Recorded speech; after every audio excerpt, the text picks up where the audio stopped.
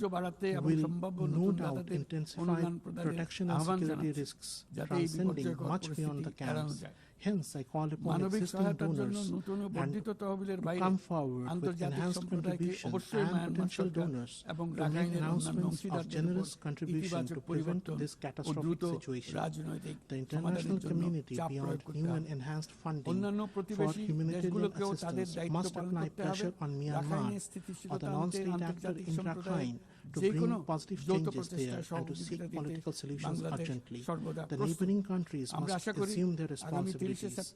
Bangladesh will remain available for any assistance or contribution needed towards stabilization of Rakhine that the international community collectively agrees. Bangladesh expects that the upcoming high-level conference on 30 September will galvanize global resolve and generate concrete international support for the Rohingya, with the topmost priority of diversified and additional funding. Parallelly, it must agree on a process with time-bound deliverables as part of a globally accepted roadmap towards seeking permanent solutions to the Rohingya crisis.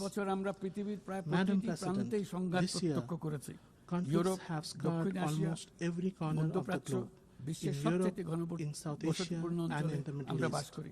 We live in the most densely populated region of the world. Nowhere else do so many nuclear-armed states exist in such close proximity. That is why we in Bangladesh deeply understand the urgency of disarmament and the prevention of nuclear proliferation. We call for the revival of global arms control treaties that have grown weaker with time.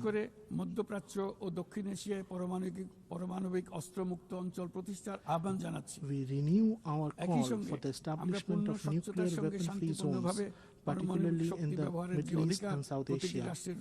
At the same time, we reaffirm the right of every nation to use nuclear energy peacefully with full transparency. As a responsible nation, even before commissioning our first nuclear power plant, Bangladesh this year acceded to the Joint Convention on the Safety of Spent Fuel Management and on the Safety of Radioactive Waste Management under the IAEA. By doing so, we reaffirm our commitment to the highest standards of nuclear safety and transparency. Madam President, I have always spoken the language of hope. I have never believed in frightening people into action, but today I must depart from that habit, for the truth before us is frightening. I must warn, extreme nationalism, geopolitics that thrive on suffering of others, and indifference to human pain are destroying the progress humanity has built through decades of struggle. Nowhere is this tragedy more visible than in Gaza. Children are dying of hunger, civilians are being killed without distinction. Entire neighborhoods, including hospitals and schools, are being wiped from the map. We do agree with the UN Independent International Inquiry Commission that we are witnessing a genocide happening live. Unfortunately, on behalf of the humanity, we are not doing enough to stop it. If this continues, neither future generations nor history will forgive us. On behalf of the people of Bangladesh and of conscientious citizens across the world, I once again make a strong appeal that two-state solution must be implemented now through the establishment of an independent state of Palestine with East Jerusalem as its capital. Only on the basis of the pre-1967 borders with Israel and Palestine living side by side in peace can justice be done. Madam President, in Bangladesh, we believe that we must build a culture of peace, one that rests on the values of tolerance, non-violence, dialogue, and cooperation at every level of society. For more than 3.5 decades, Bangladesh has stood among the leading contributors of UN peacekeepers. This is living proof of our enduring commitment to global peace and security. Even today, nearly 6,000 Bangladeshi peacekeepers are serving in some of the world's most volatile regions under the UN flag. And 168 of our peacekeepers have made the ultimate sacrifice in line of duty. Research has consistently shown that UN peacekeeping missions are more sustainable and effective than unilateral interventions.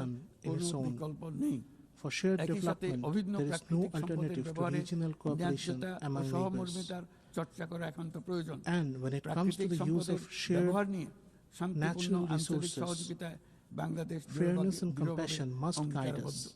Bangladesh is firmly committed to peaceful regional cooperation in this area. That is why, as the first country in South Asia, we have recently joined the UN Water Convention. Madam President, centuries of political exploitation, plunder of resources, and structural inequalities have created today's stark realities of uneven development. A decade ago, when we agreed on the 2030 agenda, we were filled with hope that the world would change course and move toward the right path. Yet the reality today is sobering. Progress toward the SDGs has fallen dangerously behind. The gap in development financing continues to grow, while the flow of official development assistance is shrinking. We urge donor countries to reverse this trend and to honor their commitments. We are in the process of graduating from the category of less developed countries to that of developing countries. Enhanced cooperation from the international community, in particular the relevant entities of the UN, is essential to ensure a smooth and sustainable transition.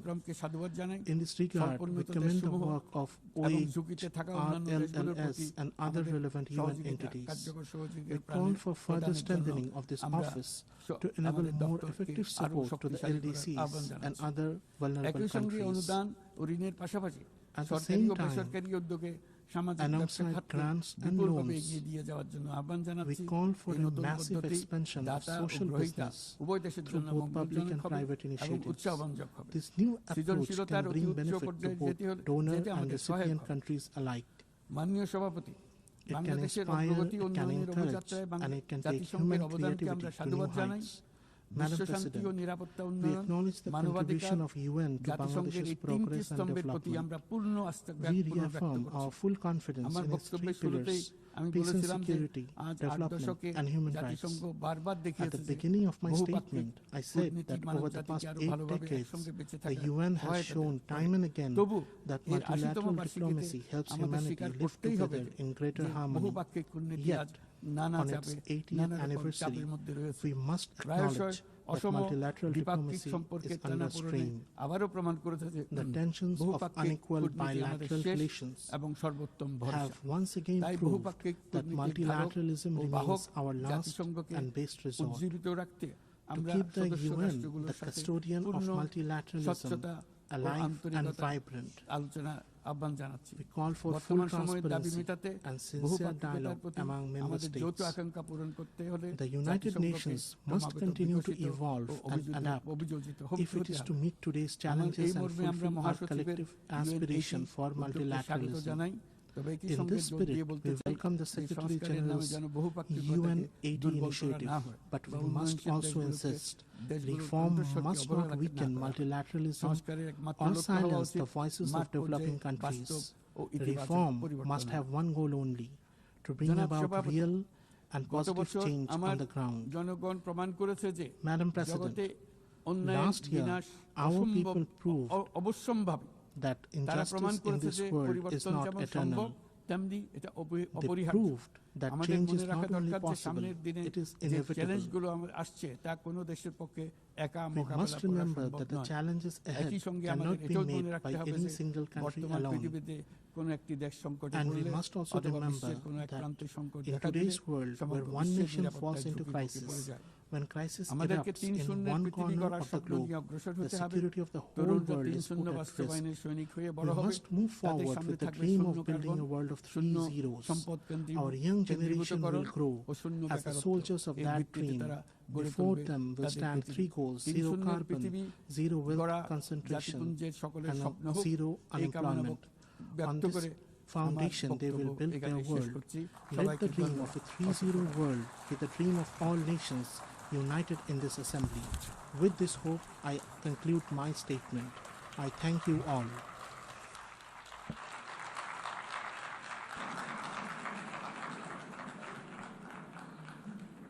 On behalf of the Assembly, I wish to thank the Chief Advisor of the Interim Government of the People's Republic of Bangladesh.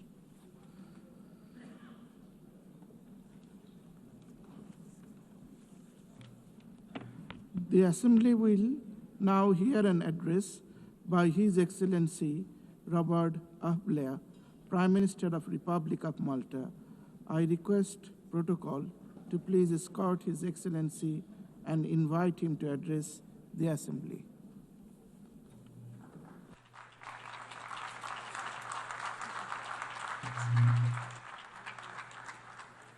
Mr. President, Excellencies, distinguished delegates, and dear friends, we are gathered here just a few weeks shy of the 80th anniversary of the foundation of this United Nations. Unfortunately, even a glance at the global headlines is enough to produce the depressing thought that perhaps it should be less of a birthday party and more of a wake-up call. But firstly and firmly, I want to reject the idea that the need for the United Nations is any less imperative today than it was 8 decades ago. Then, as now, you could be forgiven for losing hope. In 1945, at the end of that global conflict, the world seemed to be in ruins. Thankfully, in 2025, our world isn't in ruins, but too much of it is in flames. 80 years ago, the leaders owed it to the millions who had lost their lives over 6 years of slaughter to never lose hope.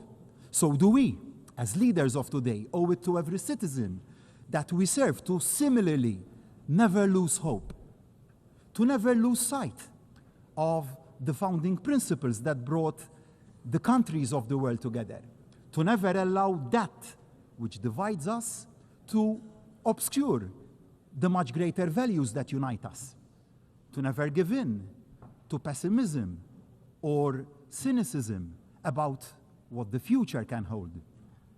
Now, don't misunderstand me. I am not blind to the magnitude of the challenges that our world faces. I know that fine words here in New York won't, by themselves, end conflict, hunger, or deaths by malnutrition. But I remain convinced that the resolution we show and the resolutions we pass here can make a real and tangible difference on the ground. We must never lose sight of the power of collective will and that of collective action. Because while the 8 decades of the United Nations have seen far too much conflict and suffering, they have also seen human progress on a scale even the most optimistic of the founding fathers, who dared to dream that working together could work to transform the lives of ordinary people, would never have imagined themselves. Let me cite just one example. In 1945, global life expectancy, war aside, was in the mid-40s. Children born this year, in 2025, can expect to live in their mid-70s. Now, that didn't happen by luck or by accident. It happened by will and resolve. It happened by effort. And it happened also because of the positive work being conducted by the agencies of this United Nations. And it is not just in terms of life chances that the United Nations has had a positive, transformative impact. The values inscribed in the founding charter had a profound effect on the journey to self-determination of so many nations, like my own, Malta. In 1945, Malta was still a colony, a British military and naval base. In 2025, Malta is a proud republic since 1974 and independent since 1964, playing its part at the pivotal crossroads of 2 continents. So, the country I am honored to lead will never turn its back on the possibilities that the principles of our United Nations offer to deliver solutions to even the gravest of challenges. perhaps the gravest of those challenges that the world faces is division. Barriers are being built when they should be coming down and dismantled. And those barriers really are already proving obstacles to the exchange of trade, innovation, ideas, of hope that our world needs. In thinking about this throwing up of barriers, I thought of some words of the late US President, Ronald Reagan. In his 1985 State of the Union address, he had said, "There are no constraints on the human mind, no walls around the human spirit, no barriers to our progress except those we ourselves erect." And who can forget the 4 simple words which changed the course of history that President Reagan himself delivered 2 years later when he stood in front of the Berlin Wall and dared to say directly to the Soviet leader, Mr. Gorbachev, "Tear down this wall." So I say to each and every one of my fellow leaders, let us tear down the walls together. Let us dare to say the seemingly unsayable. Let us dare to achieve the seemingly unachievable. Let us dare to make the changes needed, no matter how seemingly overwhelming the odds. We must not be afraid also to make those changes closest to home in the very way this United Nations works. The biggest threat to the future of our United Nations doesn't come from those who want to tear it down, but it comes from those who say that in the face of that pressure, we should barricade ourselves in and reject the idea of change and reforms. It comes also from those who say that to admit imperfections and weaknesses in the way that we work is to give comfort to those who decry and belittle the very idea of the United Nations.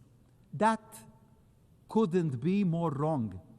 What empowers the opponents is a hint of an organization with its head buried in sand. A bunker, a fortress mentality would be fatal.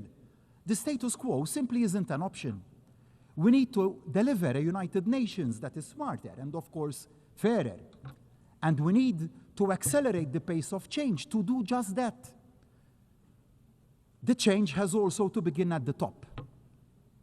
I want to take this occasion to pay tribute to the Secretary General and his unwavering commitment and dedication to the cause of peace. Thank you, Antonio.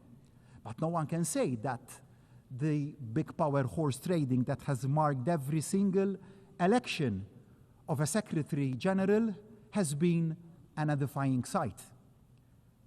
We often reach the right outcome, and that is good and positive, but we certainly go the wrong way about it. We need to do better.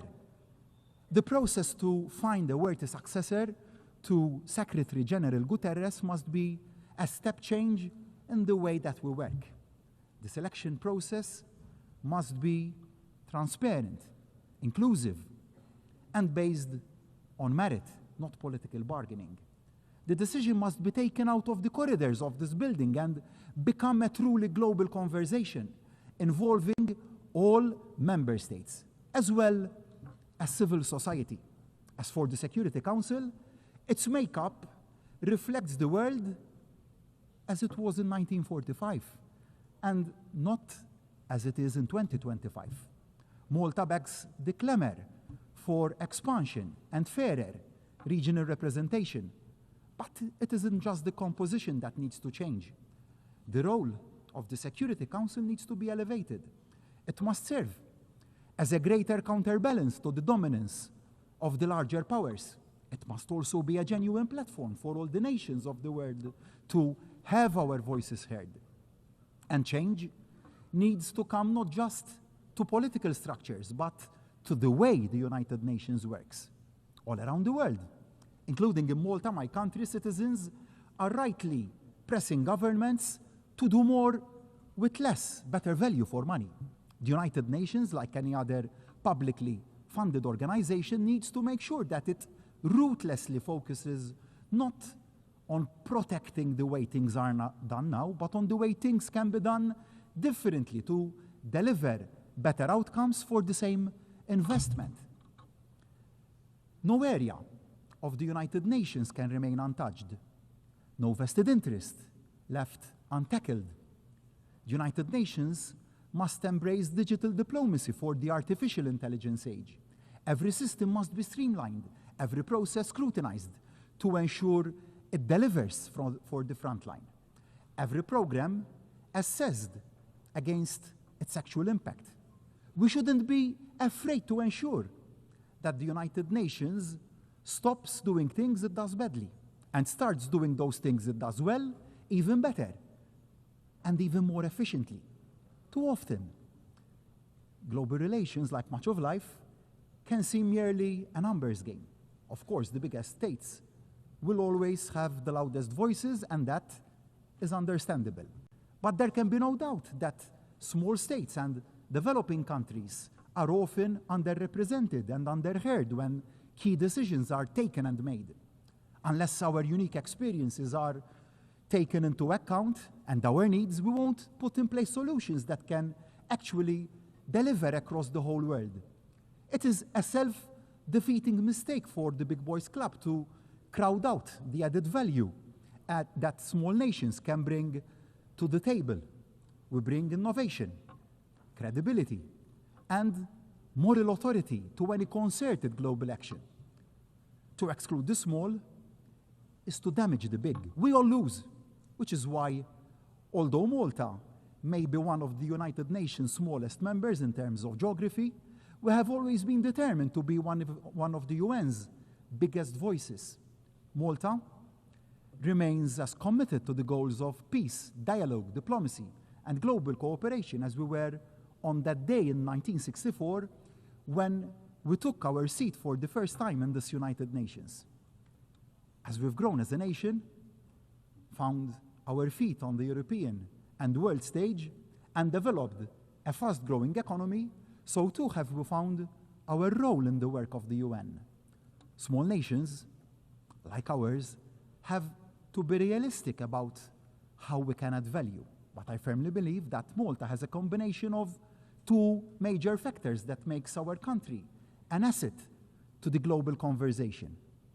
Firstly, Malta has a deep commitment to the power of multilateral engagement.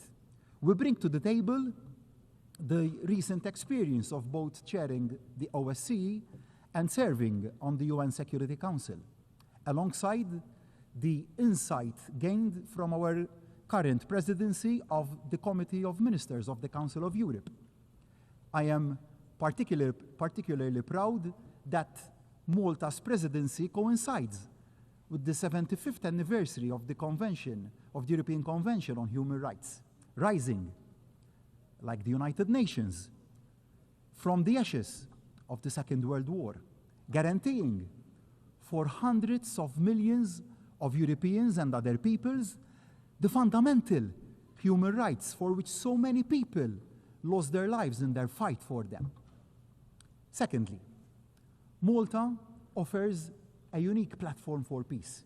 We offer a unique mix that leaves Malta particularly well placed to host dialogue and discussions between parties, between countries, no matter how far apart they are.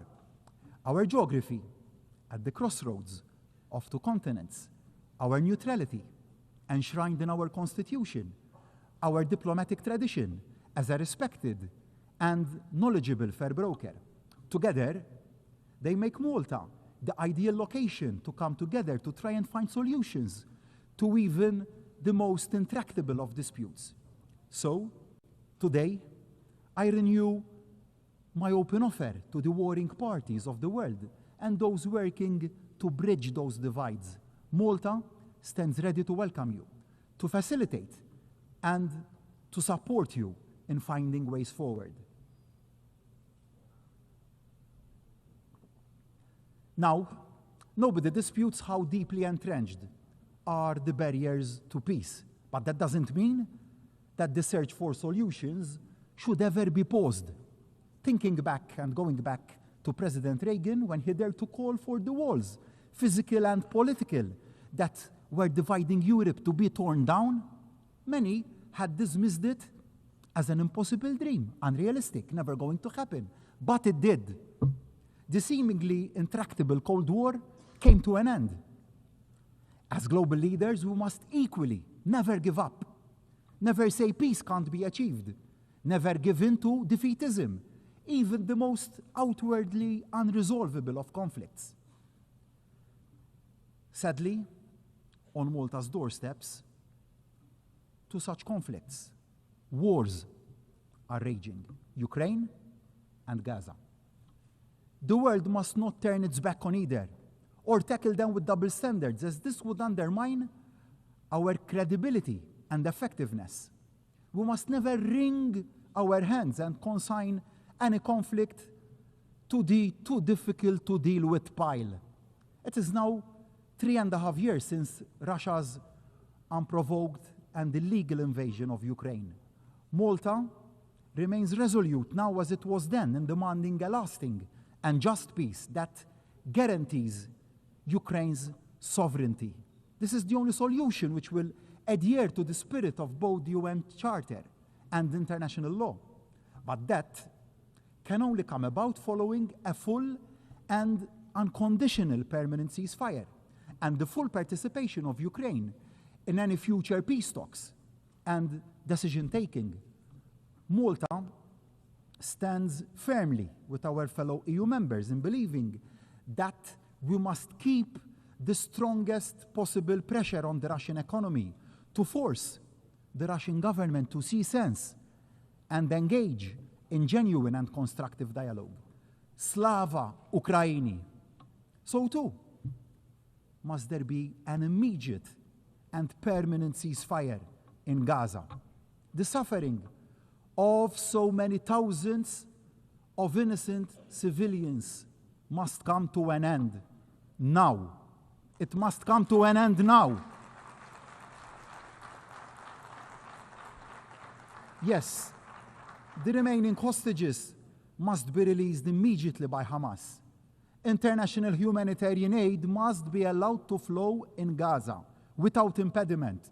It is so morally wrong and inhuman that so many innocent people are dying of hunger and severe malnutrition. These atrocities must stop now. We cannot allow the further killing of thousands of innocent people, babies, children, youth, the elderly, and the frail to continue and turn our heads the other way because of improper considerations. We cannot remain silent. Decisive and effective action needs to be taken without any further delay. I cannot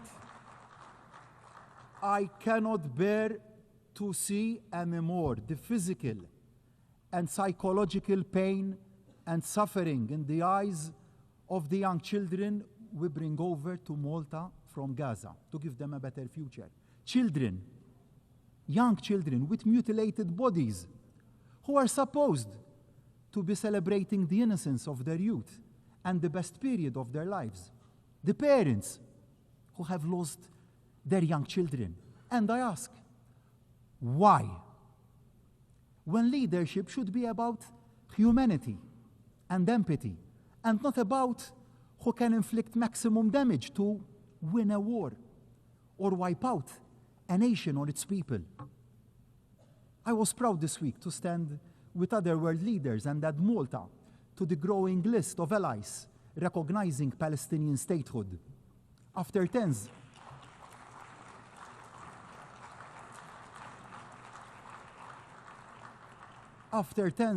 of years of discussion in Malta, we took decisive action and did the right thing to do.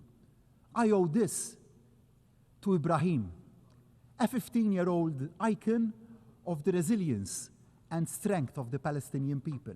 Ibrahim is now receiving the best medical care and prosthetics in Malta after having both his legs blown off and severely injured by a missile fired from a drone in Gaza. His friends were killed in the same accident. These are the daily realities in Gaza, and we have to stand up and be counted. Not doing so would mean that we are complicit in what is happening. Now, a viable two-state solution, no, isn't a reward for Hamas. It is the exact opposite. It is the only way, in actual fact, to finally banish the evil of Hamas. It is the only solution that can deliver the sustainable and peaceful future that both peoples wish for and deserve. Of course, the road to a fair two-state solution is a long one, fraught with difficulties. But just because something is hard doesn't mean it is impossible. The world owes to Israelis and Palestinians alike to pursue this path to peace. Indeed, the world faces a stark choice. In too many areas of life, too many barriers are being erected. When too many countries pull up the shutters and turn in on themselves, it is small island nations like Malta that pay the highest price and take the biggest hit. Let me be clear, security is the first duty of any government. Being against barriers doesn't equal being against sensible safeguards. Every nation has the right to take necessary steps to protect itself, but isolation doesn't make anyone safer, because as all the evidence of history shows, the greater the cooperation across borders, the greater the protection we can afford to our citizens. And a threat to global prosperity is a threat to global security. So, I urge the United Nations to redouble its efforts to safeguard the connectivity that trading nations like Malta have to rely on. It is incumbent on all of us to resist the trend to protectionism and fight for open markets. The alternative of a world of trade barriers will only make us all poorer. Of course, it is equally important that we work to tackle the downsides of globalization to ensure that none of our citizens are left behind. But there can be no turning back of the clock. We can secure our borders without building fortresses. Addressing legitimate concerns about migration is not the same as pulling up the drawbridge. Clearly, the current growth of irregular migration is not sustainable. Yet, it will only be truly addressed by a truly global solution and response. A coordinated response that is both humane and sustainable, that acknowledges the fundamental truth that migration is driven by poverty and conflict, driving migrants to risk their lives at the mercy of criminal human smugglers in search of a better future for themselves and their families. Every country has a right to secure its borders, but every country equally has a duty to play its part in tackling the root causes of irregular migration. You might say, tough on irregular migration, tough on the root causes of irregular migration. Underpinning all this is the need for every member of this United Nations to recommit to the primacy of international law and the value of international cooperation. No country, however large, however strategically important, is above the rule of law. Might does not automatically equal right. Small states like Malta cannot afford the risks of a world where some ignore the laws when it suits them. Upholding the charter upon which this United Nations was born 8 decades ago isn't wide-eyed idealism. For nations like Malta, it is about our very survival, equally vital. For the survival of small island nation states is the absolute necessity of stemming down the impact of man-made climate change. It would be too easy for a world waylaid by war to shrug its shoulders and claim it lacks the bandwidth to keep taking the actions needed to keep down the Earth's temperature. Malta, however, will keep working to amplify the voices of the small islands across the globe. As a small island state, we are at the front line of rising temperatures and rising sea levels. This isn't some theoretical threat. It is a challenge to our very existence. So Malta will continue to support indices like Corvi that bring home just how vulnerable small island states are to climate change. And we will maintain pressure for greater support to be given to those developing small island states where the threat is highest and fastest. But the cost of preparedness and adaptation is disproportionately high. They must be given the resources that they need to adapt. And the adaptation must not cause a financial burden on their citizens, to our citizens. Otherwise, we will lose their buy-in. And whilst reaching our climatic targets should, of course, not be put on the back burner, the competitiveness of our economies must also not be put on the back burner in the pursuit of those targets. Otherwise, we will miss the wood for the trees. Dear friends, let me conclude my remarks from where I began today. Yes, our world faces unprecedented challenges. In an age of instant communications, we are all exposed to the threats we all face like never before. They can seem utterly overwhelming. But as a world, we face two choices. We can give up hope, give up trying, or we can double down, step in and step up and never give up. Multilateralism is more important today than it was even in 1945. We won't keep our people safe, our planet protected, or our prosperity preserved unless we work together, listen to each other, and act in concert. So I say to my fellow leaders of all states, of all sizes, tear down these walls. Let us stop erecting new barriers. Let us knock down those existing walls, physical and metaphorical, that are standing in the way of progress. No more posturing, a lot more partnership. We owe it to those who had the vision 80 years ago. We owe it to the people who put their trust in us to lead them. United Nations isn't perfect, but it is indispensable. So let us commit loud and clear to making it better focused, better value, better at tackling the challenges of the next 80 years. And let that commitment start today. Thank you all.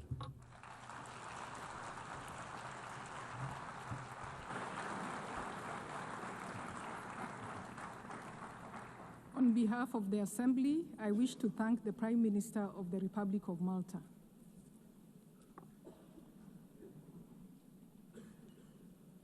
The Assembly will hear an address by His Excellency Kyriakos Mitsotakis, Prime Minister of the Hellenic Republic. I request protocol to escort His Excellency and invite him to address the Assembly.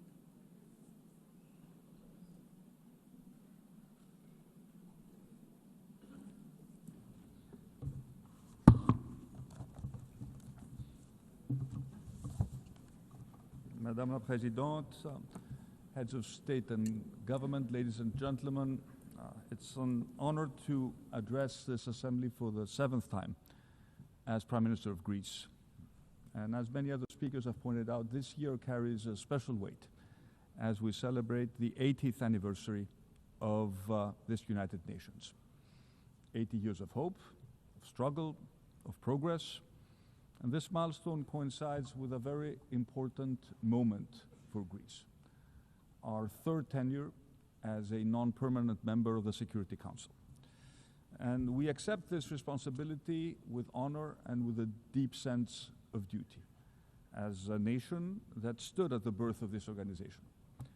And like so many other nations, my country came here devastated by the horrors of the Second World War.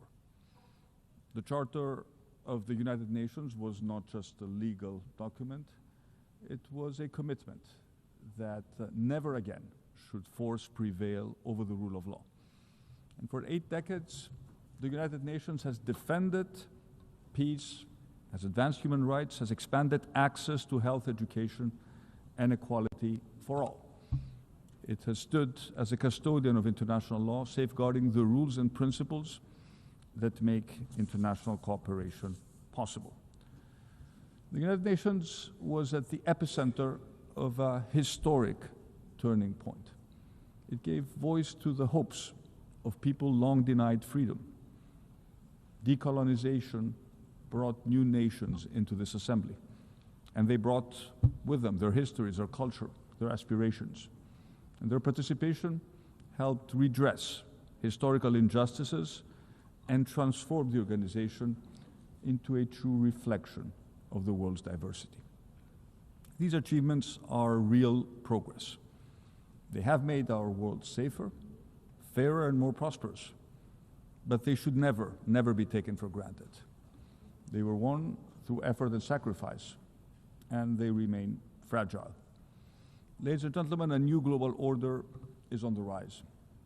Multilateralism is under strain, and fundamental tenets of the post-1945 world are being questioned.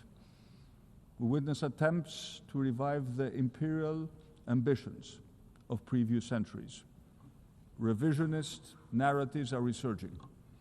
And some leaders, unfortunately, remain trapped in the past, chasing illusions of a bygone glory. Might over right risks once again becoming the norm in international relations.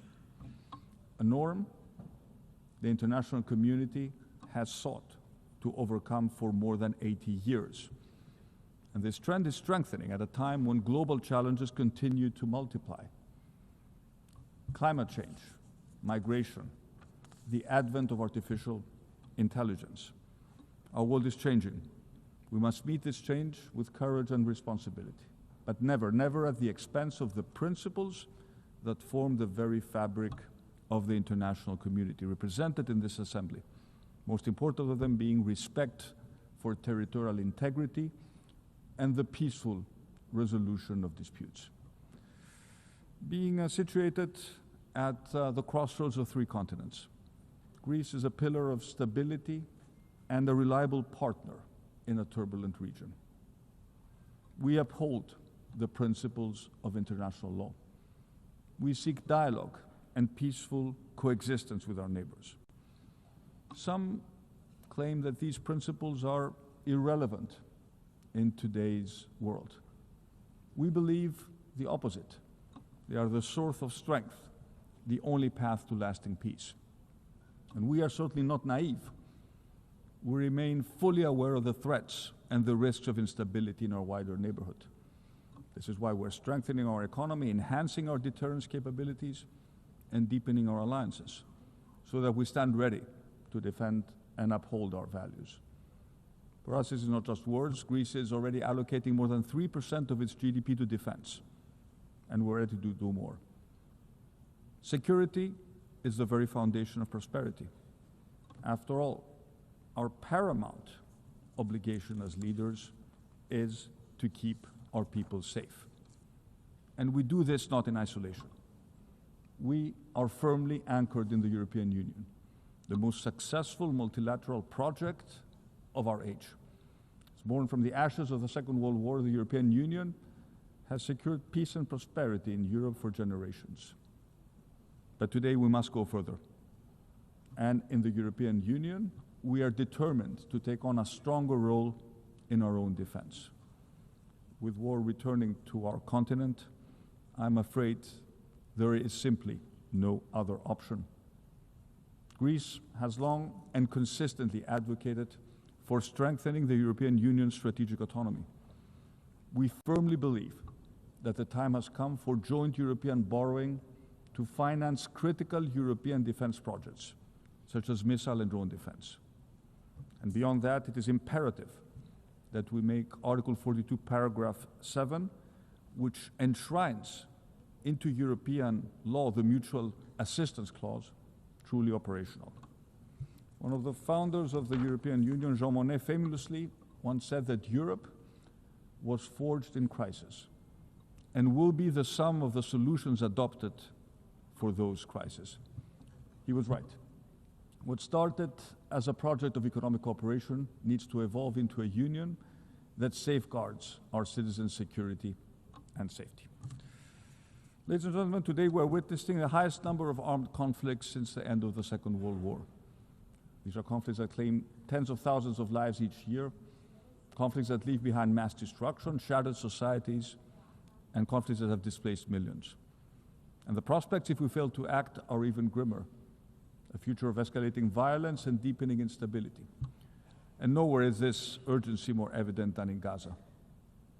Greece has, from the very first day after the heinous attacks of October 7th, 2023, advocated for Israel's right to defend itself against a terrorist organization that rejects Israel's right to exist. We have called for the immediate release of all hostages and a comprehensive ceasefire. But we have, at the same time, made it very clear that no military targets, no matter how valuable they are, can justify the death of thousands of children, the forced displacement of over 1 million Palestinians within the Gaza Strip, and the humanitarian suffering of the Palestinian people. Greece maintains a strategic partnership with Israel, but this does not prevent us from speaking openly and frankly. The continuation of this course of action will ultimately harm Israel's own interests, leading to an erosion of international support. And I tell my Israeli friends that they risk alienating all the remaining allies if they persist on a path that is shattering the potential of a two-state solution. Greece will continue to advocate for a two-state solution which envisions the creation of a sovereign, democratic, and viable state of Palestine, building its future in peace and security alongside the state of Israel. But we should be lucid about the roadmap towards achieving this elusive goal. Israel's action in the West Bank risks creating irreversible situations on the ground. And at present, the most necessary is to stop the unnecessary killing and ensure a large-scale and sustainable delivery of humanitarian aid to Gaza. Greece remains committed to working with all our partners towards a roadmap that will achieve that goal, and that will revive the peace process, that will offer hope to a region which has suffered so much. Ladies and gentlemen, the war in Ukraine is already in its 4th year. Ukraine's courageous resistance to Russia's aggression stands as a testimony of unparalleled bravery and remarkable resilience.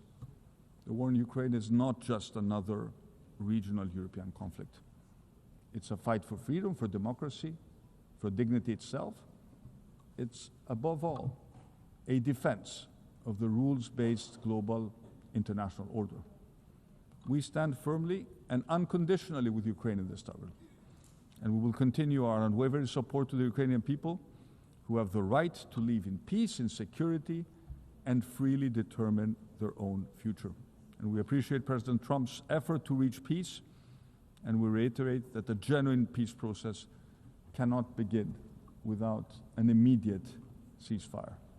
Let us be even clearer, there can be no peace formula without Ukraine at the table, and there can be no acceptance under any circumstances of borders redrawn by force. Gaza and Ukraine have monopolized the interests of this assembly, but another humanitarian catastrophe is unfolding, and unfortunately, it does not receive the attention it deserves. And I'm referring to Sudan. 2.5 years into a devastating war, civilians are paying the highest price. Millions are left without safety, dignity, or protection. And the figures are horrifying. Almost 12 million people have been forced from their homes, creating the world's largest displacement crisis. More than 30 million could require humanitarian aid. Famine is spreading. And civilians must be protected. Humanitarian aid must flow freely and without obstruction, and those responsible for atrocities and war crimes must be held into account. There's only one path forward: silence the guns and renew a coordinated political process. The world must not forget the people of Sudan, and we owe them nothing less than peace and the chance of a future built on hope, not despair. And as Europeans, it is also in our interest to take an active role in resolving the Sudan crisis. Otherwise, we risk facing a migration crisis of unimaginable proportions.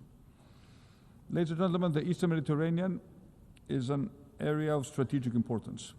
It's Europe's southeastern frontier, a vital crossroads of trade and energy routes.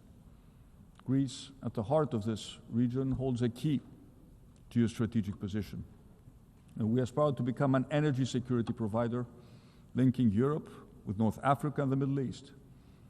And by exercising our sovereign rights, always in full respect with international law, we are strengthening our footprint and shaping developments in the area. Connectivity projects, such as the Great Sea Interconnector and the Greki project that links Greece to Egypt, are projects of mutual benefit, advancing stability and ensuring that our electricity grids are better connected. They will diversify Europe's energy supply, accelerate the green transition, and above all, bring our region closer. Renewables are the future, and in Greece we have already made significant strides in this field. But we also remain pragmatic. Fossil fuels will continue to play a role in an energy mix, with natural gas serving as a bridge in this transition. And that is why we're investing in infrastructure that will make Greece an LNG hub, and at the same time, together with our American partners, we're advancing the exploration and potential exploitation of our offshore gas reserves, a resource of strategic value, not just for Greece, but also for Europe. Yet the Eastern Mediterranean also faces profound challenges: climate change, migration, persistent conflict. The only way to meet them is through cooperation built on leadership, political will, but also a shared sense of responsibility. In all our relations with our neighbors, Greece is guided by a single unwavering compass: respect for international law. This is a cornerstone of our foreign policy and the basis upon which we seek dialogue and genuine cooperation. Let me begin with our relations with Turkey. Greece seeks peaceful coexistence with our neighbor. And in recent years, yes, we have succeeded in maintaining low tensions. And this is a positive development that we should not underestimate. However, the calm seas we have witnessed over the past 2 years must not be fleeting. They must allow us to build trust, find common ground, and pursue solutions in the interests of both our people. The way forward lies in dialogue, in respect for international law, and in the vision of a region defined not by rivalry, but by shared prosperity. And as I've repeatedly stressed from this podium, we are ready to work towards settling the only major outstanding issue between us, the delimitation of the continental shelf and the exclusive economic zone in the Aegean and the Eastern Mediterranean. Turkey must remove the threat of war against Greece that still hangs as a dark cloud over our relations. After 30 years, this casus belli has to be revoked. It has no place in relations between friendly neighbors. Our path forward must be one of diplomacy, not the language of weapons. Let me say a few words about the Cyprus problem. For 51 years, Cyprus has endured the consequences of Turkey's illegal invasion and continued military occupation. It's a blatant violation of international law and a constant strain to regional peace and security. Our commitment to Cyprus's sovereignty, territorial integrity, and the solution of one state based on a bizonal, bicommunal federation is steadfast.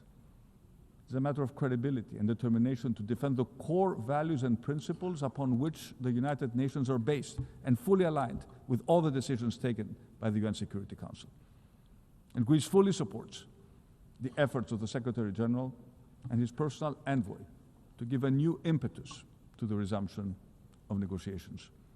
And a just and viable settlement will serve the interests of the Cypriot people and contribute decisively to the stability of the wider region. Turning to Libya, our two countries share maritime borders. We are neighbors. It is therefore in our common interests to reach a fair and lawful delimitation agreement in line with the provisions of the United Nations Convention on the Law of the Sea. The true stability in our neighborhood also depends on Libya itself being united and sovereign. The Libyan people must be free to determine their future without foreign interference and Greece stands ready to assist constructively in a UN-led efforts to achieve a political solution and reunite the country. When it comes to Syria, after 14 years of bloodshed, last December brought a moment of change and a new hope for the Syrian people. The future of the country must be built on tolerance, dialogue, and full political representation for all religious and ethnic communities. Only then can Syria's diverse society find peace and prosperity, free from sectarian violence and external interference. I made it clear to the Syrian president that our support regarding Syria's rapprochement with Europe is conditional upon the protection of religious and ethnic communities, in particular, the Christian Orthodox minority, which has been repeatedly targeted by Muslim extremists. At the same time, we expect Syria and its authorities to act in full accordance with international law, including the United Nations Convention on the Law of the Sea. Finally, let me turn to the Western Balkans, our immediate neighbors, our strategic partners of the European Union, and candidate members of our common family. This region has made remarkable progress over the past decades, yet the balance remains delicate, with the risk of backsliding always present. The future of the Western Balkans lies within the European Union. Greece has been a pioneer in this endeavor through the Thessaloniki Agenda, which set the path for the region's European perspective. And this path must be grounded in full respect for international law, for existing international agreements, the rule of law, human rights, but also minority rights. Most of all, it requires rejecting revisionist agendas and building trust among neighbors. The ghosts of Balkan nationalism have haunted this region for centuries. They must not be allowed to re-emerge. And it's up to the leadership of the Western Balkans to assume their responsibilities and secure a future of peace and prosperity for all their people. Ladies and gentlemen, let me conclude by returning to a topic I also addressed in my speech at the General Assembly last year. Technology is both our greatest shared opportunity and one of the defining challenges of future prosperity. Last year I spoke about artificial intelligence and its extraordinary transformative promise, but I also warned of the danger it breeds. Today, Greece is pursuing a visionary yet practical AI strategy through pilot programs in areas such as education, healthcare, and natural disaster prevention. Teachers and students will soon engage with custom-designated AI teaching assistants. Digital screenings, telemedicine, predictive diagnostics are already making care not just more personalized, but also more accessible. At the same time, AI is helping us detect and contain wildfires at their earlier stages. And the promise of AI making governments more efficient in serving their citizens is materializing at breakneck speed. However, AI in the wrong hands and without safeguards can become extremely dangerous. It can severely impact our children's mental health, flood our public square with disinformation, cause massive displacements in the job market, and concentrate immense power in the hands of a few multinational corporations. And this is why I welcome the United Nations establishment of the Independent International Scientific Panel on AI and the Global Dialogue on Artificial Intelligence Governance. These institutions lay the foundations of a global architecture where artificial intelligence can be steered by science and guided by cooperation.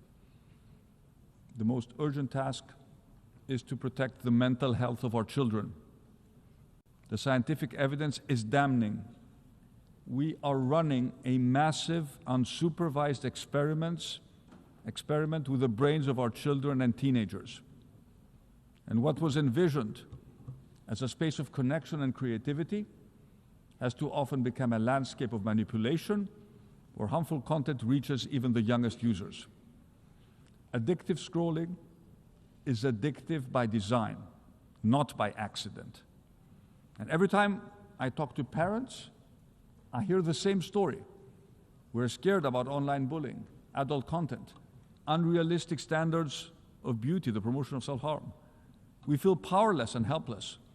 We don't want our kids to share their intimate thoughts and feelings with an AI chatbot. Greece has decided to do something. We have banned our phones in schools, but we have also launched the Kids Wallet, the first government-backed application, giving parents simple, effective control over their kids' smartphone while enabling platforms to verify the age of their users. And our proposal for a pan-European digital age of majority to access digital platforms has already won the support of 13 EU member states.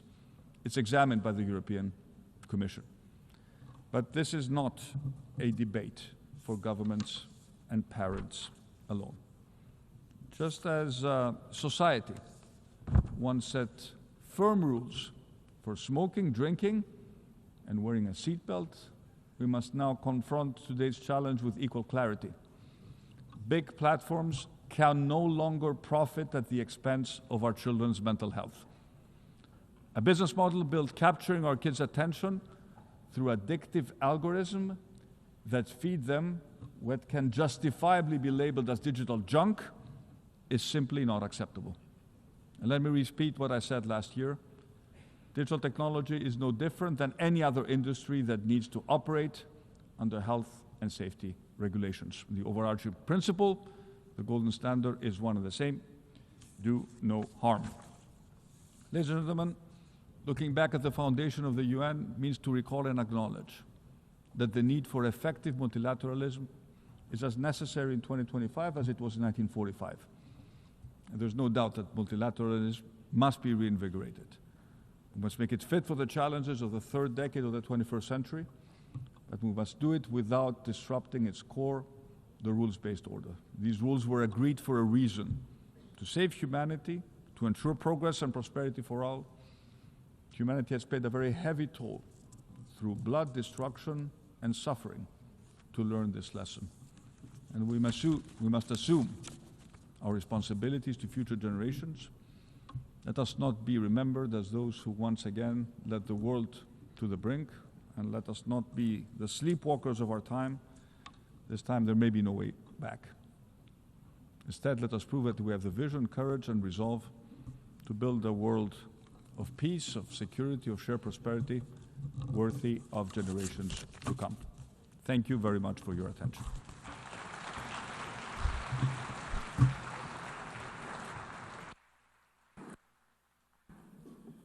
On behalf of the Assembly, I wish to thank the Prime Minister of the Hellenic Republic.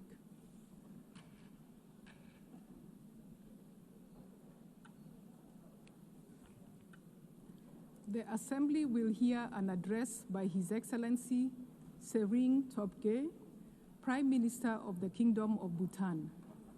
I request protocol to escort His Excellency and invite him to address the Assembly.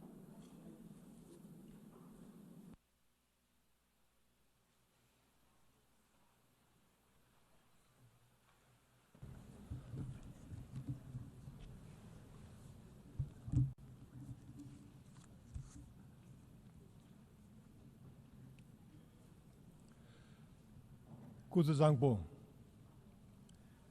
Madam President, Mr. Secretary General, Excellencies, distinguished delegates, I bring the warm greetings of His Majesty King Jigme and the prayers of the people of Bhutan for peace, harmony, and progress in our world.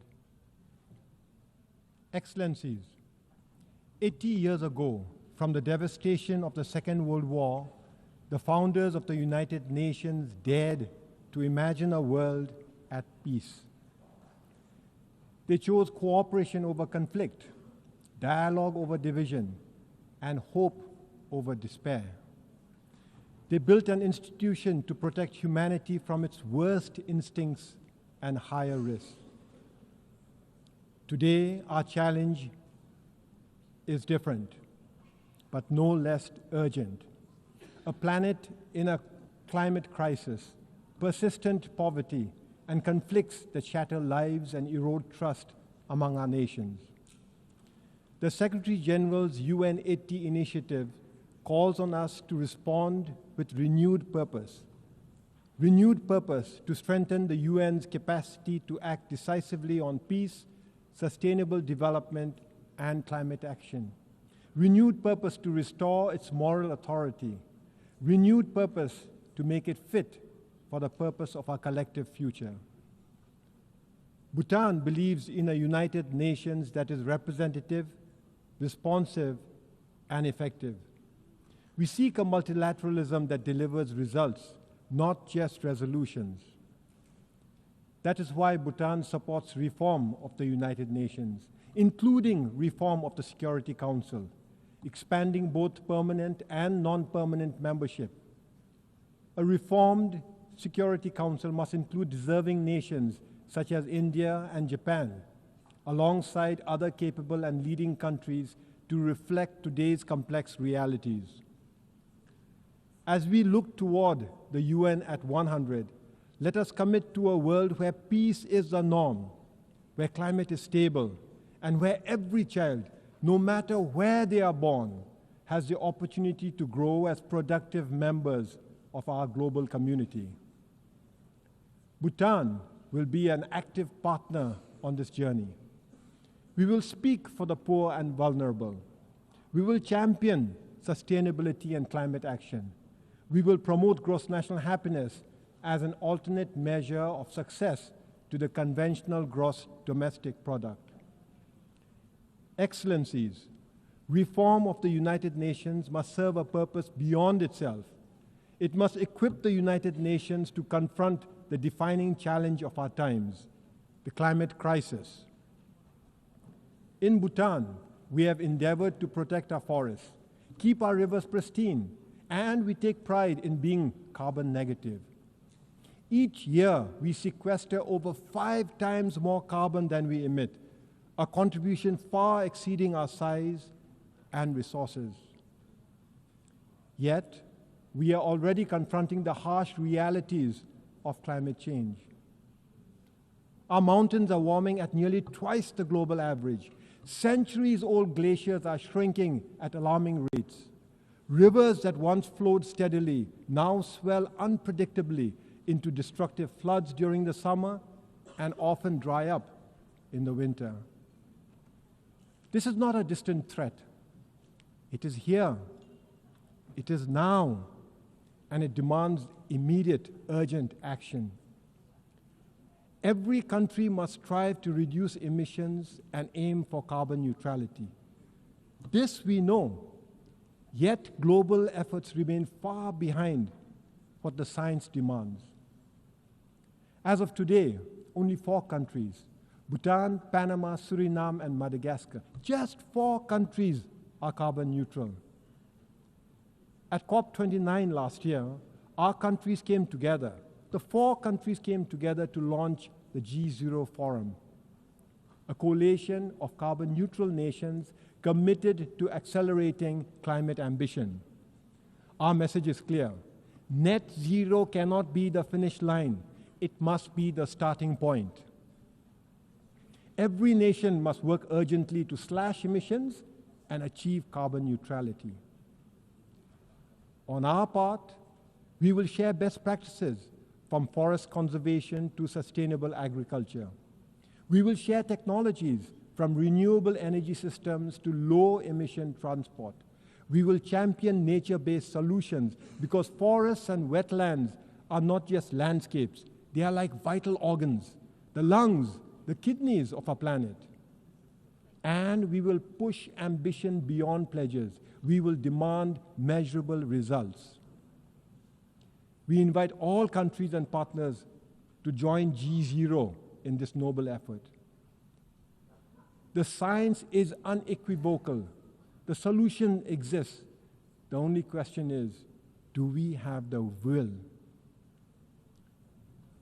Excellencies, while reform of the United Nations and urgent climate actions are essential, this alone will not be enough. We must now reimagine the future we want. According to the United Nations, over half of humanity now lives in urban areas. And by 2050, nearly 70%, close to 7 billion people, will call cities home. Cities drive over 80% of global GDP, but they also account for more than 70% of energy-related carbon dioxide emissions. This makes cities both the engines of innovation and the front lines of our greatest challenges. Challenges like unsustainable consumption, environmental degradation, and rising inequality. We face a choice. We can keep building cities that consume more than they give, or we can reimagine and redesign our cities that heal, that sustain, that uplift. 50 years ago, Bhutan offered the world gross national happiness, an alternate approach to development. Today, under the visionary leadership of His Majesty King Jigme, Bhutan offers the world an alternate approach to urban living, the Gelifu Mindfulness City, a city founded on the values of sustainability, harmony, spirituality, and the ideals of gross national happiness. The Gelifu Mindfulness City is a special administrative region that is already taking shape in Bhutan.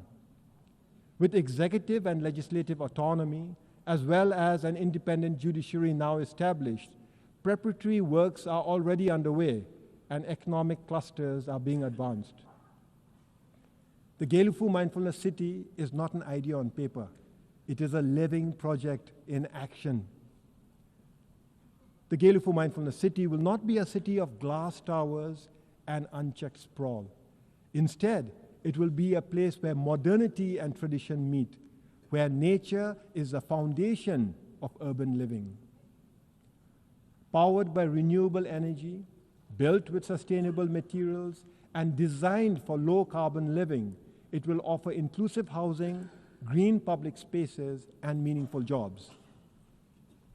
For Bhutan, the Mindfulness City is a strategic step towards taking gross national happiness to the next level, a step towards advancing prosperity, and a step towards fostering deeper global engagement without losing our identity or our bond with nature. But the Gelifu Mindfulness City is not just Bhutan's project. It could serve as a forerunner in rethinking urbanization, a model city built on the values of mindfulness, sustainability, and shared harmony. I extend a warm invitation to all of you to join us in this exciting journey. A journey to bring a royal vision to life. A vision of how cities and urban living can heal, can inspire, and can sustain both humankind and nature. Excellencies, the founders of the United Nations gave us more than an institution. They gave us an inheritance of hope and the solemn responsibility to carry that hope forward. In this spirit, and mindful of the troubled times we live in, I have the pleasure of announcing that Bhutan will host the Global Peace Prayer Festival later this year. From the 4th to the 17th of November this year, the Global Peace Prayer Festival will unite spiritual masters, scholars, and practitioners from across the world and across traditions in a common aspiration for peace, healing, and harmony. Through the recitation of the Melam Chemo, or Global Peace Prayers, the sacred Bhazaguru Mantra, the Kala Chakra Empowerment, and the powerful Jabji Gap ritual, Bhutan seeks to offer not only a spiritual event, but also a diplomatic and cultural contribution to world peace. For Bhutan, it is both a privilege and a prayer that in these turbulent times, the voice of a small Himalayan nation can help nurture the great cause of peace for all humanity. We extend a warm welcome to all who wish to join the Global Peace Prayer Festival. Excellencies, this is our moment. Let ours be the generation that reforms the United Nations, the generation that confronts the climate crisis with urgency and unity, the generation that makes peace not merely the absence of war, but the presence of justice, opportunity, and dignity for all. And when the United Nations marks its 100th anniversary, we will proudly affirm that we honored the vision of those who came before us and inspired hope for those who will follow. Thank you for your kind attention. Tashidele.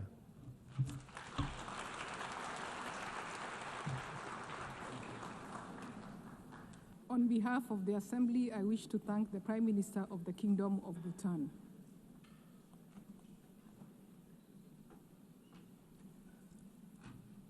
The Assembly will hear an address by Her Excellency Mia Amo Motley, Prime Minister and Minister for National Security and the Public Service, and Minister for Finance, Economic Affairs and Investment of Barbados. I request protocol to escort Her Excellency and invite her to address the Assembly.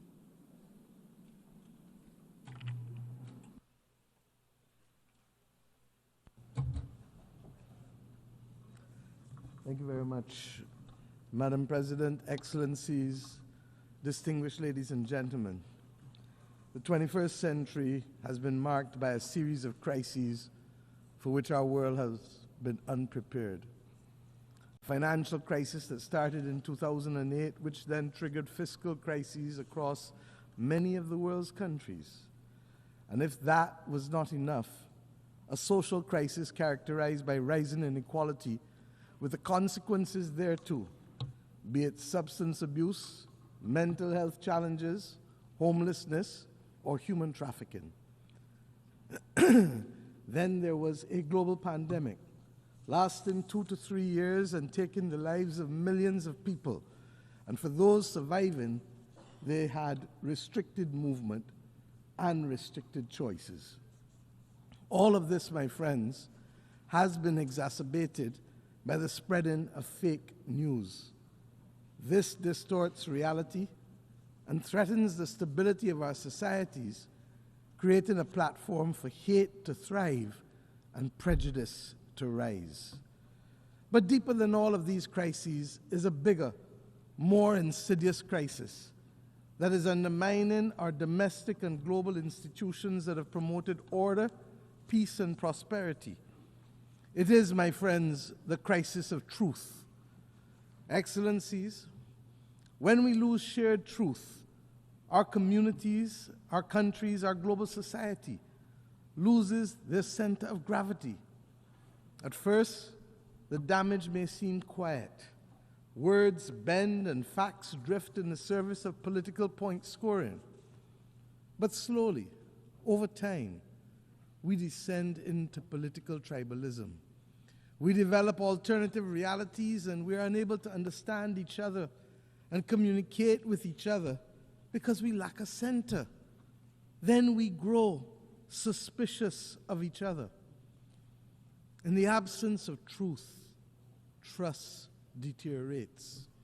And we see it all around us, in global forums, and indeed on the blocks and in the communities in our own countries. Trust between neighbors, trust between the governed and the governing, trust in our instructions, trust in our social order, trust in our health systems, trust in our global rules, governance structures. It all seems, in the words of Chinua Achebe, to be falling apart.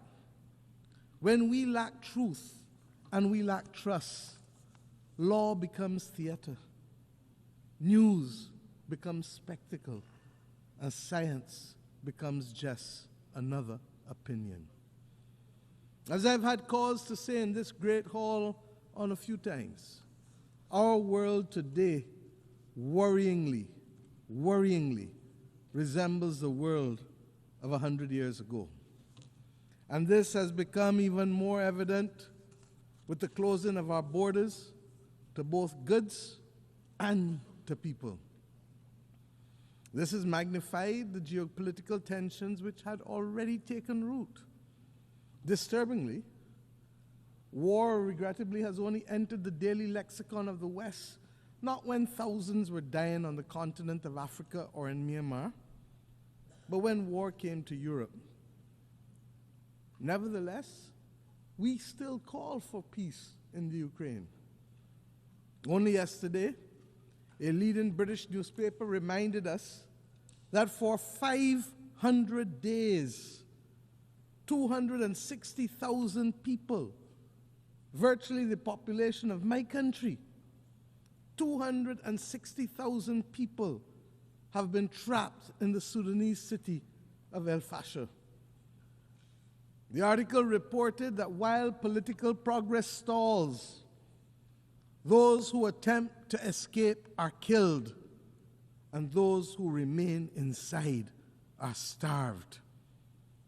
The world must not ignore the horror in Sudan.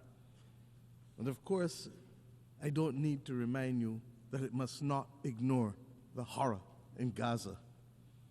The genocidal destruction taking place in both places must now have our full attention. And as it relates to Gaza, yes, there must be a release of the hostages taken on October 7th.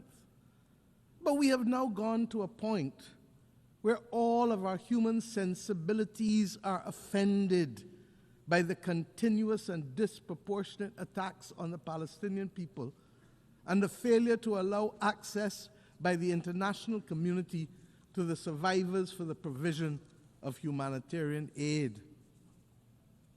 The survivors are entitled, my friends, to use the words of Bob Marley. How can you be sitting there telling me that you care, when every time I look around, the people suffer in the suffering in every way, in everywhere? My friends, it calls to mind the Roman historian Tacitus, who quoted a Scottish chieftain fighting against the military might of the Roman Empire. And I mention only the last two sentences. They plunder, they butcher, they ravish, they make it desert and call it peace. They make it desert and they call it peace.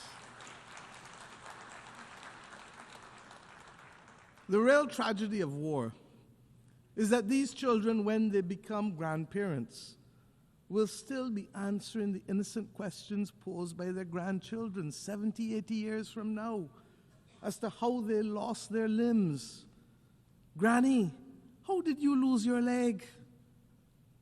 And when they answer, we run the risk that the violence and hate will be perpetuated for another 2 to 3 generations. This is not why we have come together. This is not good. And Madam President, it is happening under our watch. We can and we must do better to secure the peace across the world in the name of the children. And let me say that at the very least, the international community must immediately find the funding to support the children of Gaza and the children of Sudan for the next 3 months. UNICEF has said that in Gaza it is $66 million that is needed for the next 3 months.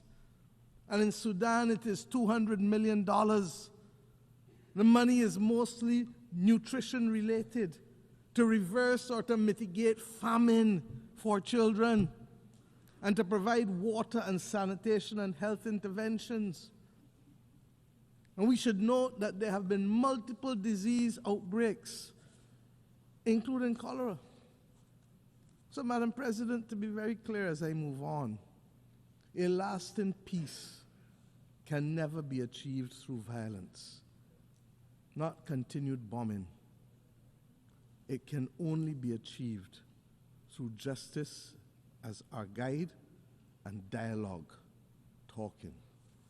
And lest we forget, where others are seeking to build the peace and to preserve humanity in Gaza, as we saw, the international community must not condone the bombing of those states who look to facilitate peace. It is a red line that we must never cross. Madam President, I say simply again, another year, the world needs a reset. We must find, first and foremost, whether we still agree on the same values that inform our charter.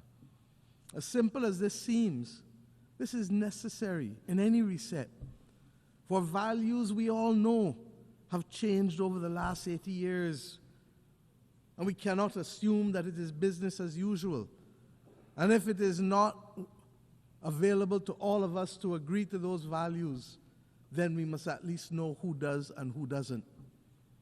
In in addition to our inability to bring about peace in multiple conflicts, there really still are a number of issues that threaten our way of life and the stability of our planet beyond war. The climate crisis, food insecurity, water scarcity, mass flow of refugees and displaced persons, poverty and increasing inequality within and between societies. It has become so insidious that people don't even talk about it sufficiently.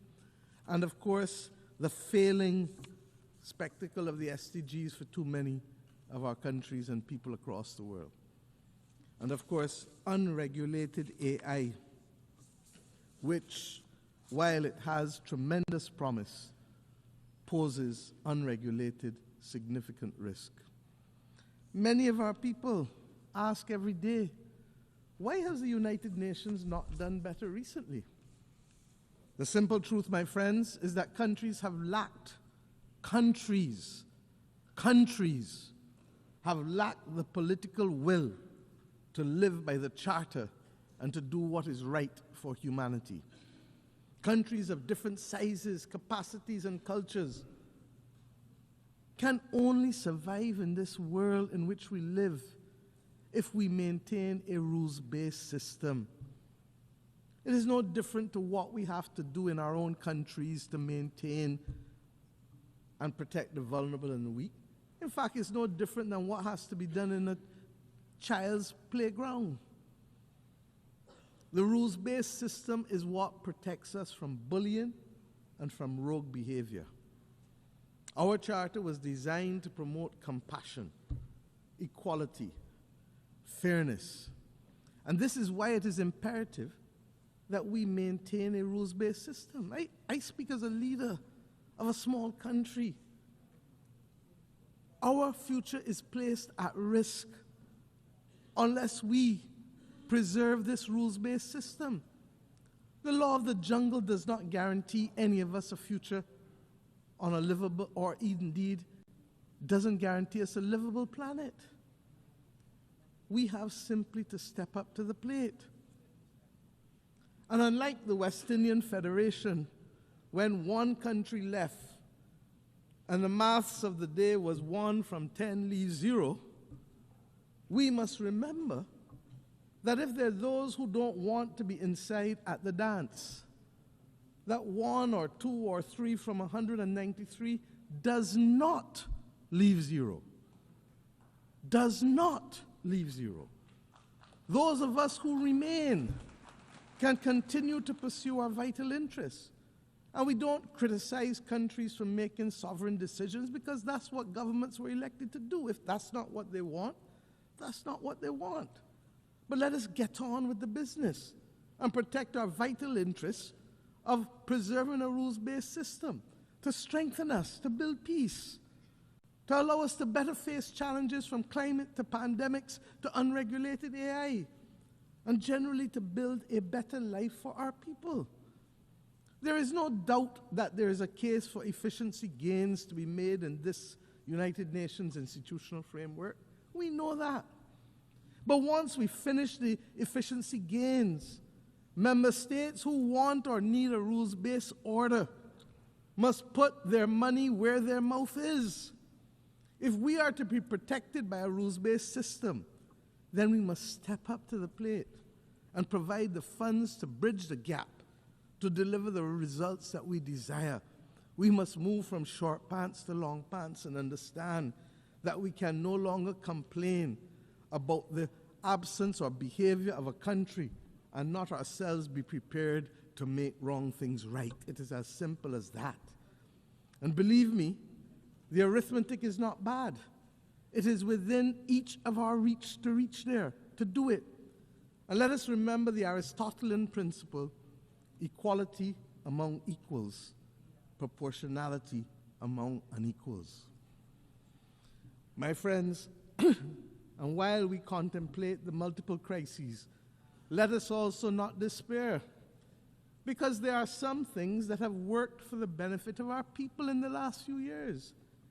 We now have, globally, a historic pandemic agreement that was adopted to make the world equitable, more equitable, and safer from future pandemics. A full appreciation of this will only come when the next pandemic hits us. We have agreed to the Seville Commitment on Finance, which seeks to fulfill the promise of the SDGs, and which, even though the funding has not been fully identified, has mainstreamed a number of financing concepts that were simply not taken into account a decade ago. Debt swaps, natural disaster clauses, or what they call climate resilient debt clauses. These are the things that we advocated in the Bridgetown Initiative. We have committed, also as a world, last year here, to an ambitious global action plan to combat antimicrobial resistance. And what does that have to do with any of us in here? I've said repeatedly, this is the silent, slow-motion pandemic of the 21st century and threatens to reverse a century of medical progress. And when we know people who die from hospital-aided infections, we understand the importance of the vital steps taken here. Earlier this week, we successfully brought into force the Beyond Boundaries and National Jurisdiction Treaty. As a large ocean state, as Barbados is, I am acutely aware of the critical importance to protect our oceans and its marine biodiversity as part of the ecological balance of the planet. And last year, we adopted the ambitious Pact for the Future, which provides a roadmap, a North Star, for our work to protect people and planet of the future. The two instruments mentioned on Tuesday morning by our Secretary General for regulating AI must now be our priority if we are to avoid the severe deepening inequality of our times and to avoid leaving our people exposed to the risk and exploitation of AI and the distortion of facts. I must tell you that regrettably, I have experienced on a well-known commercial AI platform examples of censorship that seek to deny access to the details of our history in this hemisphere, in terms of the Barbados Slave Code, in terms of the South Carolina Slave Code. So we must be vigilant. Speaking as a small country, therefore, we see no future without a rules-based system. And before I go on, let me recognize the outgoing President of the General Assembly, His Excellency Philemon Yang, for his impactful presidency last year. And let me also congratulate Her Excellency Annalena Baerbock for assuming the presidency, particularly in this year when we celebrate Beijing +30. Barbados looks forward to working with you, ma'am, to execute your vision. The fact that you are only the 5th woman to occupy this post over the last 80 years is a cause both for profound concern, but I say renewed optimism. This is a testament to the very point that I'm seeking to make. The organization is working, even if not at optimal levels, but we still have so much to do. Madam President, on climate finance, climate and finance, I should say, there's a real danger that debates in this great chamber, at the conference of the parties and elsewhere, risk being reduced to mere performative exercises. We have watched the widely celebrated green wave which swept Europe in 2019. We've seen it now recede, and in its backwash, that continent now faces deep division over the scale, scope, and speed of delivery on commitments made to eliminate climate-harming pollution by 2050. We've seen others withdraw from the Paris Agreement.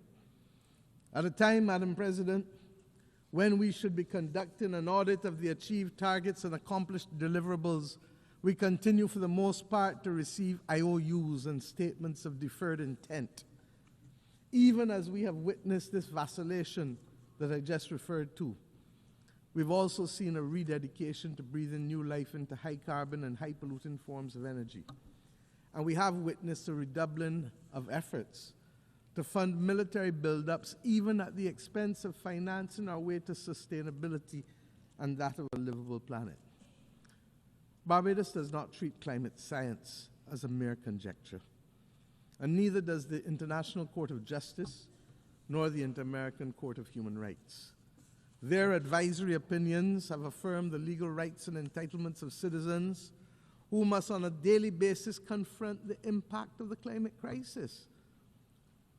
In this regard, we especially welcome the International Court of Justice's ruling to the effect that states have obligations to protect the climate system and other parts of the environment from emissions, and that those obligations can be enforced against other states. Given this new reality as we look ahead, we must seize the opportunity to find common ground, given the diversity of opinions on this question of the climate crisis. I propose that one possible way forward is to focus on emissions rather than focusing on the fossil fuel industry. As I've said before, the fossil fuel industry is not the enemy. It is the emissions. In this regard, we should consider working towards a globally legal binding framework on methane, which could contribute to reversing global temperatures, I'm told by the scientists, by as much as 0.5 degrees, while purchasing time for the fossil fuel industry to scale up to a commercial level the use of decarbonizing technology. This is possible. The Baku to Belém roadmap must also ensure that the necessary resources, $1.3 trillion annually by 2035, are not only committed, but delivered. It is the political will and the ingenuity of countries and financial institutions that will ensure that these sums can be delivered. It must not, and we must not allow that roadmap to suffer the same fate as the Loss and Damage Fund, which, despite its historic establishment, remains grossly undercapitalized, with less than $800 million pledged, and regrettably, only half of those pledges have actually materialized. This ambivalence towards finance and fiscal space, my friends, is what gave birth to the Bridgetown Initiative. Its latest iteration, Bridgetown 3.0, will shortly be reviewed, given the rapidly changing global environment in which we live. We still need to expand liquidity support and to close the financing gap to assist vulnerable countries, especially the V20, many of whom still face the possibility of a debt crisis. They need it to build their resilience and to adapt to the new climate reality. I am conscious of the progress by which multilateral institutions have taken on board some of our arguments in the Bridgetown Initiative, especially as it relates to climate finance and to the issue of vulnerability. I referred earlier to debt swaps and the climate resilient debt clauses. Madam President, all of these goals and many more can be achieved by a fully functional rules-based system, one that is ambitious in its goals, effective in its delivery, and fair in its organization. As UN80 process seeks to enhance the functioning of this organization, we must ensure that we put in place the initiatives that are not the exclusive outgrowth of budget constraints and cross-cutting exercises, but are instead initiatives that are people-focused, delivery-driven, providing the global population with the peace and the security and the quality of life that they deserve and that they are increasingly demanding. To this effect, the Security Council, we know, must be reformed. It must reflect the multipolar world that we now live in, and it must give an opportunity to recognize that there have been substantial geopolitical shifts since 1962 when you had your last reform, 3 years before I was born, and I turn 60 next week. Permanent seats for Africa and a seat that revolves for small island developing states are an essential part of that reform, because we all have perspectives that must be heard. You cannot ask us really to show up for family photos and votes when you need them, and then exclude us from the family's decision-making as if you are the grown-ups and we are the children. We are not minors. We are independent, sovereign states with full capacity, and we insist on being treated as such.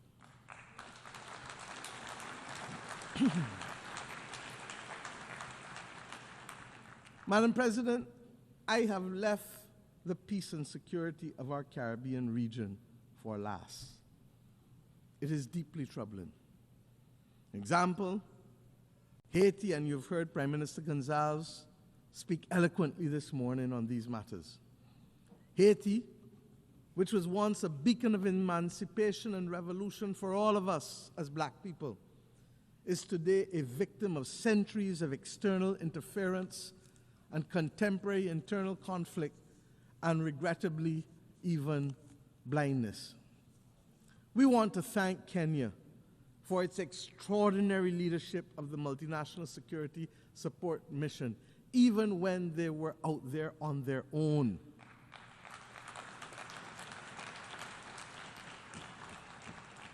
We look forward to the enhanced support of the UN Security Council and the Organization of American States, even as we maintain a strong watching brief for this valued member of our Caribbean community as CARICOM.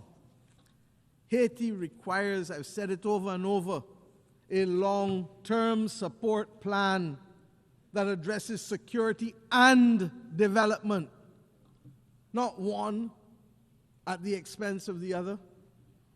With the requisite political will, the UN Security Council and the international development system are well equipped. They have the resources and power to deliver. We also want to urge dialogue with our friends and partners, especially in the United States, on the inescapable issue on the flow of small arms and light weapons, not only to Haiti, but indeed across this entire hemisphere, especially in the Caribbean with small states. Fragile economies in the democracies of the Caribbean community are now being threatened by this incessant flow of illegally obtained weapons and increasingly organized criminal elements which utilize them. But we will use the systems to deal with them collectively and in accordance with due process. We thank Secretary General Guterres for his unswerving support with respect to Haiti, and we now need others on board to ensure that Haiti can turn the corner and prepare itself for free and fair democratic elections. Madam President, Cuba has long been a source of support for many across the globe in times of conflict, health crises, and indeed colonial resistance, particularly in Africa. Cuba has paid, however, a high price for insisting on its right to self-determination. And again, yet again, we must be prepared to engage in dialogue in order to stop the disproportionate suffering and the deprivation that is being inflicted on the Cuban society by what is now globally seen to be an unjust embargo and other unilateral coercive measures. Barbados, my friends, reiterates its call for the end of the embargo and the removal of Cuba from the list of state sponsors of terrorism. This is unjust.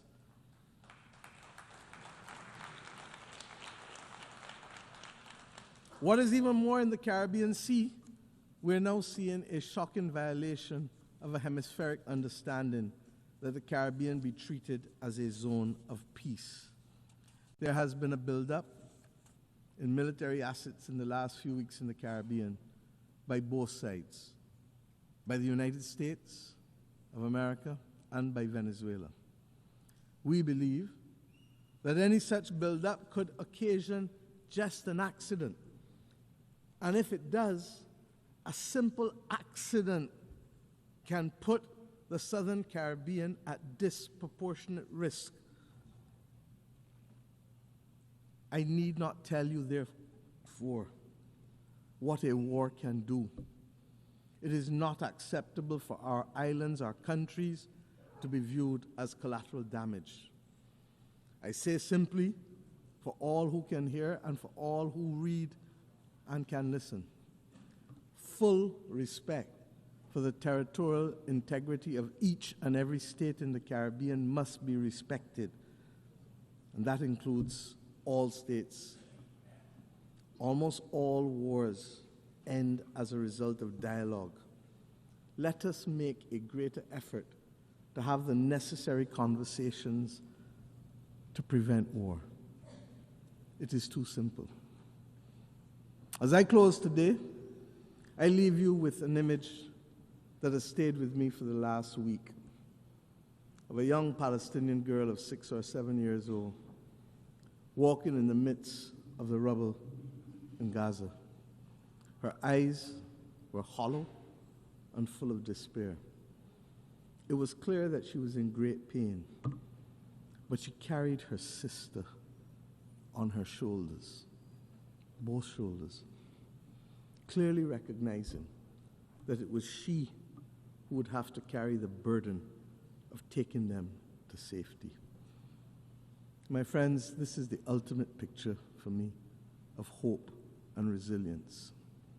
Let us be inspired that even in the face of the greatest adversity and challenges that the world faces, that we too can rise. For if a 6-year-old can push past the pain, all the physical and emotional pain, and still find hope that there's a better moment ahead of her, then we as leaders and members of the global community have a duty to summon that spirit. The world needs it now more than ever. It is not beyond us to forge a better world that is fair and just. But 80 years ago, it was just a few countries that summoned that will. Today, those of us who were denied the right to be heard then must now be the core responders to this critical clarion call. I leave you inspired by the words of my own anthem as I think about the world. Inspired, I say, upwards and onwards we shall go, inspired, exulting, free, and greater will our world grow in strength and unity. If a 6-year-old child can summon the will against all that she faced, then we, with much, much, much more, and with a commitment and an obligation to many, many, many, many more, must summon that will. I thank you.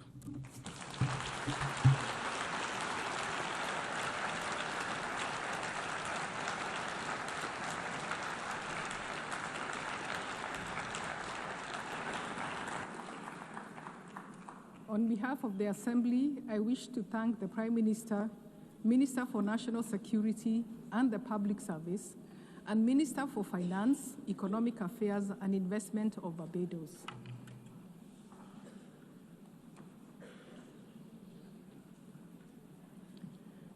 The Assembly will hear an address by His Excellency Jeremiah Manele, Prime Minister of Solomon Islands. I request protocol to escort His Excellency and invite him to address the Assembly.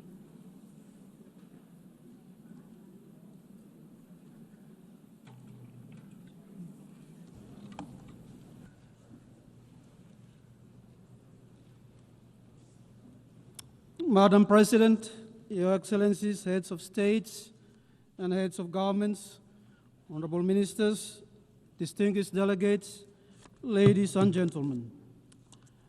Madam President, I bring to you and all members of this august assembly warm island greetings from the government and people of the Happy Isles. We congratulate you, Madam President, on your assumption of office as President of the 80th session of the United Nations General Assembly.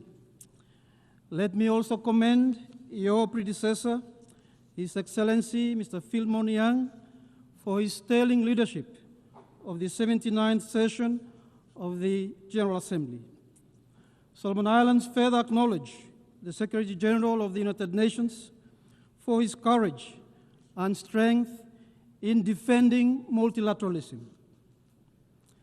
As we gather under the theme, Better Together, 80 years and more for peace, development, and human rights, I am reminded of the words of Jan Eliasson, and I quote, "There is no peace without development, no development without peace, and neither without respect for human rights," end of quote.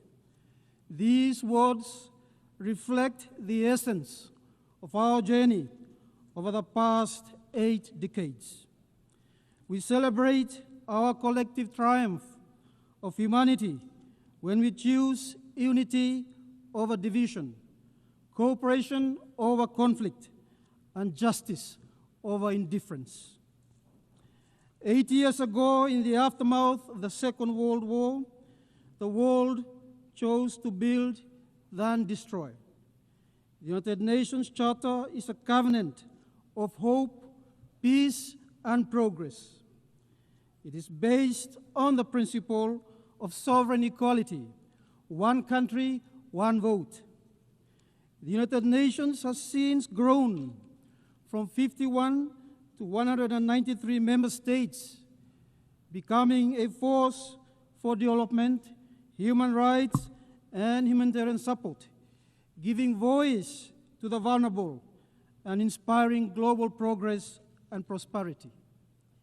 This is the proud legacy of the United Nations, a legacy that I pray must not only be cherished, but also carried forward with renewed vigor and purpose.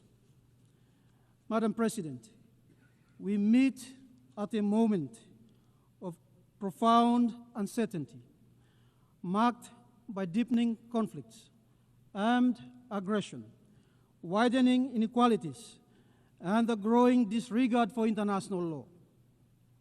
The erosion of the United Nations Charter principles, the alarming return of unilateralism, threatens the very foundation of our multilateral system. We note the deep concern that the world is now overarmed, spending less on development, and increasingly adopted a militarized posture.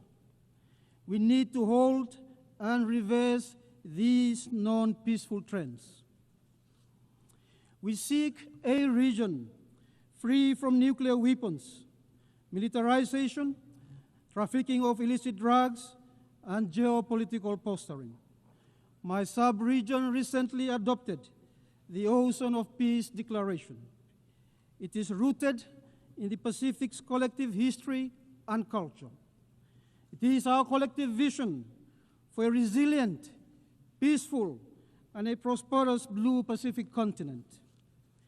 We reclaim our sovereignty, support multilateralism, and a rules-based international order grounded on international law. This week, Solomon Islands signed onto the Declaration for the Protection of Humanitarian Personnel, noting that 380 humanitarian personnel paid the ultimate sacrifice last year. It is our collective responsibility to respect international humanitarian law, protect the safety of humanitarian personnel and civilians, and instill accountabilities for all in disaster and war zones. Madam President, climate change is a crisis multiplier that is defining our future. The World Meteorological Organization declared 2024 was the warmest year on record. This pushes us further off track from the 1.5 degrees goal we agreed to in Paris. Solomon Islands, despite having a minimal carbon footprint, has submitted an ambitious net positive third national determination contribution, NDC.